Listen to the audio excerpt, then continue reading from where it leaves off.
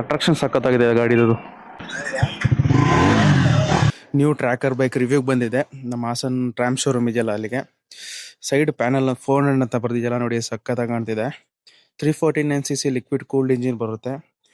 ಹಿಂದೆನು ಮುಂದೆನು tubeless tyre ಮತ್ತೆ dual channel ABS ಕೂಡ ಬರುತ್ತೆ ನಿಮಗೆ ಈ ಬೈಕಲ್ಲಿ. ಎಷ್ಟು ಕ್ಯೂಟ್ ಆಗಿ ಕಾಣ್ತಿದೆ ಸೀಟ್ ಕವಲು. 350cc ಅನ್ಕೊಳ್ಳೇ ಬರ್ದಿದ್ದು 400cc ತರ ಹೊಡೆದು ನುಗ್ತಾ ಇದೆ. ಸಾಫ್ಟ್ನೆಸ್ ಸಖತ್ತಾಗಿದೆ ಇಂಜಿನ್ದು. ಸೌಂಡ್ ಕೇಳಿ ಫಿದಾ ಆಗ್ಬಿಟ್ಟೆ ನಾನು ಬಾಯ್ಸ್. ಸೇಮ್ 400cc ಏನು ಇಲ್ಲ, ಒಂದು 2 BHP ಕಮ್ಮಿ ಆಗಿರುತ್ತೆ ಅಷ್ಟೇ. ಸೇಮ್ ಟು ಸೇಮ್ ಪರ್ಫಾರ್ಮೆನ್ಸೇ ಕೊಡುತ್ತೆ ನೋಡಿ. ಎಷ್ಟು ಕಾರ್ನರಿಂಗ್ ಸಖತ್ತಾಗಿ ಹೊಡಿತದೆ. ಗ್ರಿಪ್ ಸಖತ್ತಾಗಿದೆ. ಗ್ರಿಪ್ ಮತ್ತೆ ಬ್ರೇಕಿಂಗ್ ನೋಡಿ, ನಿಲ್ಸಬಿಟ್ಟೆ. ಇಂಜಿನ್ ಪವರ್ ಕಿತ್ ಎಸಿದಿದೆ ಬ್ರೋ. ಹುಡುಗರೆಲ್ಲ ತಿರುಗ್ ನೋಡ್ತಾ ಇದಾರೆ ಸೌಂಡಿಗೆ.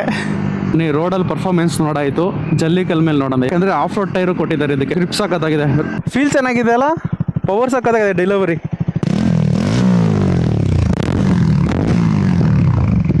ಪರ್ಫಾರ್ಮೆನ್ಸ್ 400 ಹಂಗೆ ಇರುತ್ತೆ. 2 BHP ಮಾತ್ರ ಕಮ್ಮಿ. ಏನ್ ಫೀಲ್ ಆಗಲ್ಲ. 350 400ಗೆ ಎರಡು ಸೇಮ್ ಪರ್ಫಾರ್ಮೆನ್ಸ್ ಅನ್ಕೊಳ್ಳಿ. ನಾನು 400 ಓಡಿಸಿದ್ನಲ್ಲ, ಈಗ 350 ಓಡಿಸಿದ್ದೀನಲ್ಲ, ಅದಕ್ಕೂ ಇದಕ್ಕೂ ಮೇಜರ್ ಡಿಫ್ರೆನ್ಸ್ ಇಲ್ಲ.